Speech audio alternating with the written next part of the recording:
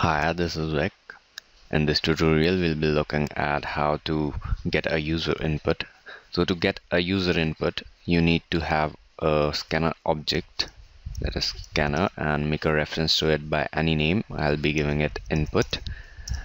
Now, this is giving an error because we need to here add import for java.util.scanner.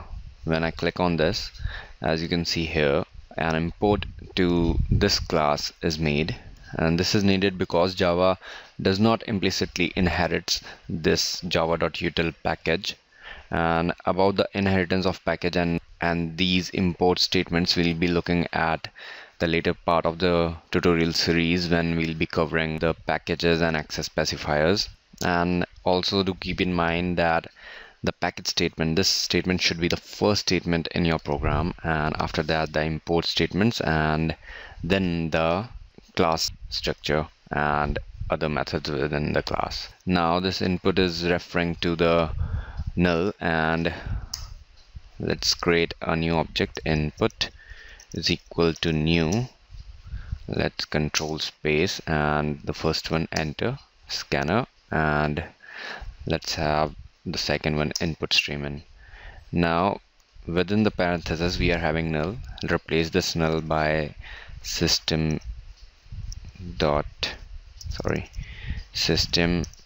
in and a semicolon. So what this system.in is doing, it is referencing to the default input device, that is in most of the cases it is keyboard, and with this statement we created a scanner object, and which is referenced by a variable named input. Now depending on what kind of input you need, if you want a string, so you need a string variable, let's say str equals input dot. Now we get a whole lot of methods associated with the scanner. To get a string input we need a next, and as you can see the first one enter, and here with this next method we can input a string. Now sout str, so that we'll be seeing what we have entered. Let's properly output the result. This is the string you have entered,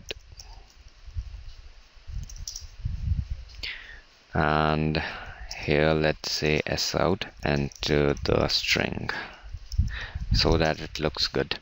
Shift F6, and here you can see it is asking for the string. Enter the string, and let's say hi Java lovers, and press enter.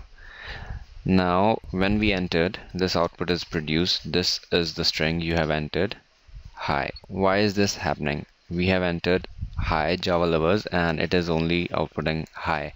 Now as soon as the space is encountered, the next method assumes that this is the end of the string. Now if you want to get the whole string, that is with space, what you need is to have a next line method here, not a next line method. Now if you shift F6 and enter hi Java lovers, you'll get the whole result. As you can see here, hi Java lovers. Now if you want int, remove this and input dot next int. Here you can see the first one and enter. This is the make it value you have entered. Enter the value. Now shift F6.